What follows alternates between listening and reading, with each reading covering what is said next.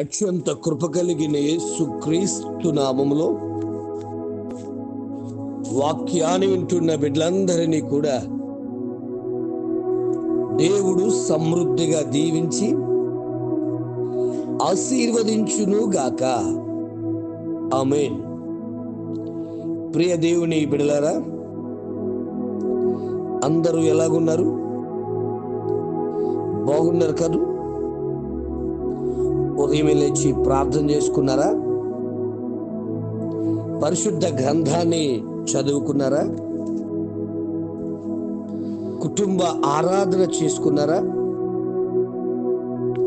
నేను ప్రతిరోజు ఎందుకు ఈ విధముగా మిమ్మల్ని అడుగుచున్నానంటే, దేవుడు నడిపింపు రావాలంటే ఉదయమే లేచి దేవునితో కొద్ది నిమిషాలు సంభాషించాలి. దేవునితోటినండి. మనము ప్రార్థన చేయటం అంటే మనం దేవునితో మాట్లాడడం, వాక్యం చదవడం అంటే దేవుడు మనతో మాట్లాడడం. ఈరోజు దేవుడు నడిపింపు లేక అనేక ప్రయత్నాలు చేస్తూ చాలా వాటిలో ఓటమి చెందే భక్తులు ఎక్కువైపోయారు.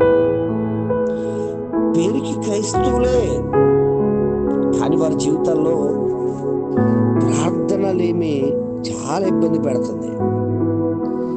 కొంతమంది తమ్ముళ్ళు చెల్లెళ్ళు నాకు ఫోన్ చేసినప్పుడు అంటారు, అన్నా నేను ప్రార్థన చేయాలనుకుంటున్నానన్నా, వాక్యం చదవాలనుకుంటున్నానన్నా, కానీ ఏంటో 2 నిమిషాలు మోకరించే సమయానికి అయిపోతున్న ప్రార్థన ఎందుకో అర్థం కావట్లేదు అని తెలియజేస్తూ ఉంటారు. బిడ్డలారా, మన జీవితాల్లో యెహోవాకు సంబంధించినటువంటి ఆలోచనలు, లూకా సువార్త 2:36 మీరు తిండి వలనను ఐహిక విచారం వలన మత్తులైపోతే, బిడ్డలారా, కొంతమంది మరి ఎక్కువ తినడం వల్ల, కొంతమంది వారికి ఉన్నటువంటి ఐహికమైన విచారాల వల్ల ప్రభు దగ్గర తమ హృదయాన్ని కొమ్మరించుకోలేకపోతున్నారు. రెండవదిగా చూస్తే వారి పాపం వారిని ప్రార్థన చేయనివ్వట్లేదు.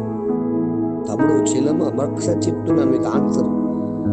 ఎందుకు నువ్వు దేవుని సందులో గడపలేకపోతున్నావు అంటే, నీలో ఉన్న పాపపు ఆలోచన, పాపపు తలంపు, లేదా కొన్నిటికి అలవాటు పడిపోయావు.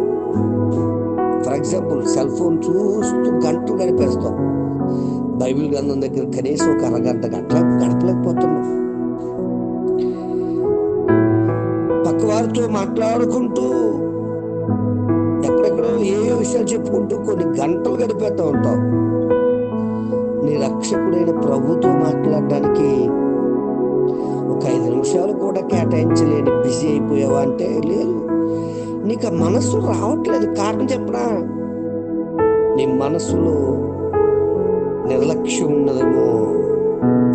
ఇశ్రాయేలు జనాంగం అనేక సార్లు యుద్ధాల్లో మరి విజయాన్ని పొందక అపజయాన్ని పొందడానికి కారణం చెప్పనా? నిర్లక్ష్యమే.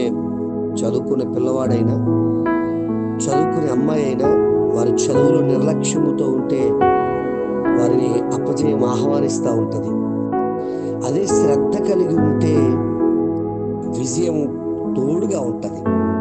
బిడ్డ, మరొక్కసారి చెప్తున్నానే, ఒకవేళ నీ వాక్యం ద్వారా దర్శించబడితే నీ మనసు మార్చుకునే ప్రయత్నించి తప్పకుండా దేవుడిని గొప్ప ప్రార్థనాపరుడుగా మారుస్తాడు. పాపం నేను ఏలుతుందేమో, పాపము ప్రార్థన చేయనివ్వదు, ప్రార్థన పాపము చేయనివ్వదు. బాగా అర్థం చేసుకోండి. నీ జీవితంలో మరి ఎందుకు ప్రార్థన చేయలేకపోతున్నావు అర్థమవుతుందా? అంటే నిర్లక్ష్యం, నాకు పర్లేదు, ఏముందిలే అని నిర్లక్ష్యము నిన్ను పాడు చేస్తూ ఉందేమో. ఇక మూడవదిగా చూస్తే బిడ్డలారా, మొండితనం. అవి ఏమవుతుంది? ఇశ్రాయేలు జనం అలా అనుకున్నారు, ఏమవుతుంది అనుకున్నా.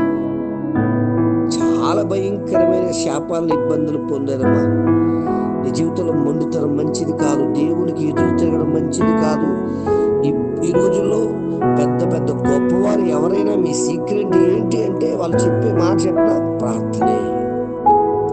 భక్సింగ్ గారు, ఇంత బలంగా నువ్వు ఆడబడ్డానికి కారణం ఏమిటి అని అడిగితే ఆయన చెప్పిన మాట 3 విషయాలు చెప్పి 3 విషయాలు ప్రార్థన ప్రార్థన ప్రార్థన అని చెప్పారు. నీకు ప్రార్థనే ఊపిరిగా మారాలనా, ప్రార్థనే శ్వాసగా మారాలనా, దేవుడు తప్పకుండా నీ కుటుంబాన్ని దర్శిస్తాడు బాబు. నీ కుటుంబాన్ని తన కృప చేత ఆశీర్వదిస్తాడనా. బెత్లెహేమును దేవుడు దర్శించినని మాట విన్న నయోమి ఏ విధంగా బెత్లెహేముకు వచ్చిందో, దేవుడు నీ కుటుంబాన్ని దర్శించడానికి ఇష్టపడుతున్నప్పుడు, దేవుడిని దర్శించడానికి ఇష్టపడుతున్నప్పుడు నువ్వు ప్రార్థించేవాడిగా ఉంటావా? మొదటిదే చెప్పాను కదా, పాపం నిన్ను ప్రార్థన చేయట్లేదు, నిర్లక్ష్యం నిన్ను ప్రార్థన చేయడం, మొండితనం నిన్ను ప్రార్థన చేయడం, సోమరితనం. కొంతమంది గంటల తరబడి అలాగే కూర్చుంటారు, అలాగే పండుకుంటారు, అలాగే అలాగే అలాగే. ఎంత పొద్దుకి వాక్యం వస్తుంది, అది లేచి వాక్యం చదువుకున్నాం, ప్రార్థన చేసుకున్నాం. నా మాటలు మీకు కొంచెం కఠినంగా అనిపించినా నాన్న, ఈ యథార్థమైన మాటలు బాబు. నీ బ్రతుకు, నీ కుటుంబం, నీ బిడ్డలు దీవించబడాలని ప్రేమతో ఈ మాటలు చెప్తున్నాను. ఒకవేళ సావుకున్నా సరే, ఎంత పరిచర్య చేస్తున్నా, ఎన్ని ప్రసంగాలు చెబుతున్నా, దయచేసి నీ సెల్ఫ్, నీ కొరకు నువ్వు ప్రార్థించవలసిన వాడివి ఉన్నావు. నీ కుటుంబం కొరకు ప్రార్థించవలసిన వాడివి ఉన్నావు. దేవునితో దగ్గర సంబంధాన్ని కలిగి ఉండవలసిన వారు ఉన్నావు. బిడ్డ, మందిరాల్లో చేస్తున్నావేమో, నీ ఇంటి దగ్గర ఎంత సమయాన్ని దేవునితో గడుపుతున్నావు?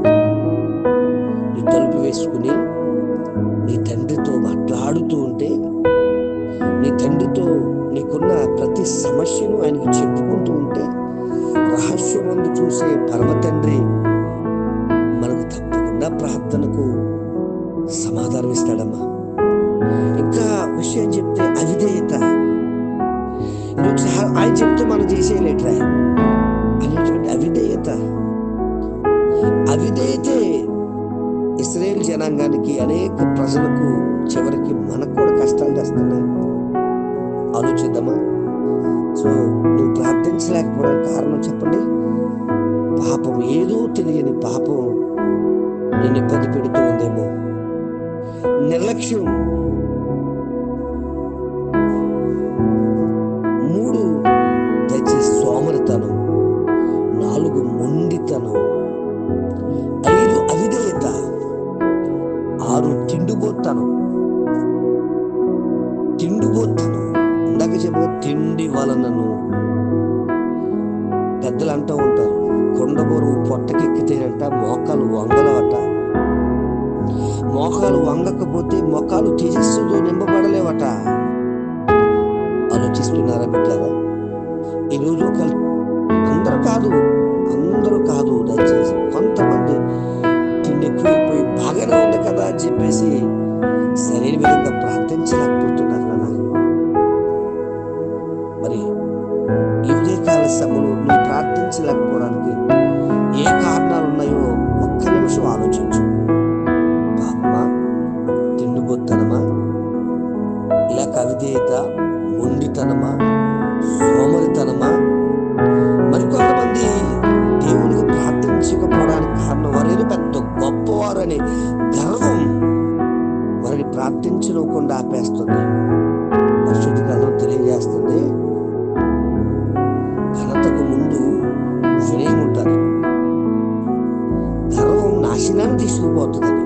తమ్ముడా, చెల్లి, గర్వంతో ఉండే నీ మనసును ప్రభు దగ్గర ఈరోజు ఒప్పేసుకో. ప్రభు, నాలో ధన గర్వం, విద్యా గర్వం, ఉద్యోగ గర్వం, ఆస్తి గర్వం, కుల గర్వం, సామాజిక గర్వం, అందగాననే గర్వం, ఐశ్వర్యవంతుడనే గర్వం ఉన్నాయినైనా. అందుకే నేను ప్రార్థించలేకపోతున్నాను, నన్ను క్షమించునైనా అని ప్రభు దగ్గర తప్పకుండా నువ్వు ఒప్పుకో. దేవుని దగ్గరకు వచ్చి చిన్న పిల్లవాళ్ళకి మనసు వైపు మాట్లాడు. దేవునితో ఎంతో స్వేచ్ఛగా మాట్లాడగలిగితే అంటాను బిడ్డ. మనం కష్టం ద్వారా సాధించలేని విషయాలు చాలా ఈజీగా మనం డబ్బు ద్వారా సాధించలేని విషయాలు చాలా ఈజీగా సాధించుకోగలుగున్నా. మరి ఒకవేళ ఎవరిదైనా నువ్వు సహాయం అడుగుదామనుకున్నా అది ఇవ్వకపోవడం కారణం తమ్ముడా చెల్లి ఇవన్నీ ఉన్నాయేమో. ఈ ఉదయకాల సమయంలో నీకున్న ఈ ఆటంకాలు విడిచిపెట్టి ప్రభు దగ్గరకు వచ్చి ప్రార్థించి ఈ రోజు నుంచి మొదలుపెట్టు. తప్పకుండా దేవుడు నిన్ను నీ కుటుంబాన్ని ఆశీర్వదిస్తాడు, మంచి ప్రార్థన పరుడుగా మారుస్తాడు. అటువంటి కృపా దైవ సహాయము దేవుడు మన కుటుంబాలకు అనుగ్రహించునుగా. ఆమె తండ్రి నీకు వందనాలయ్యా. చాలా మంది చెప్పిన మాటలు బట్టి కొన్ని సూచనలు హెచ్చరికలు ఉదయకాల సమయంలో వారికి ఇవ్వడానికి ఇచ్చిన కొరకు వందనాలు. పాపము, గర్వము, అవిధేయత, నిర్లక్ష్యము, సోమరితనము, తిండిపోతనము, మొండితనము ఇవన్నీ మమ్ములను అయ్యా ప్రార్థన చేయనివ్వకుండా ఆపేస్తున్నాయా. అవన్నీ విడిచిపెట్టి నీతో మాట్లాడి మీరిచ్చే ఆశీర్వాదాలు పొందుకునే జ్ఞానము నాకు అందరికి అనుగ్రహించి బలపరిచి మహిమ పొందమని, రక్షించమని, స్థిరపరచమని, బలపరచమని, వర్ధలింప చేయమని. ఎవరైనా ఈ వాక్యం ద్వారా ఈరోజు సంధించబడితే వారు తీసుకున్న నిర్ణయాలను స్థిరపరచమని, వారికి ఉన్నతమైన భవిష్యత్తును అనుగ్రహించి నడిపించి బలపరచు, మహిమ పొందమని యేసు నామమున అడుగుచున్నాను తండ్రి. ఆమేన్. ప్రార్థన అవసరం కొరకు నా సెల్ నంబర్ 9866958571. ప్రభు కృప మీకు తోడుగా ఉండును గాక.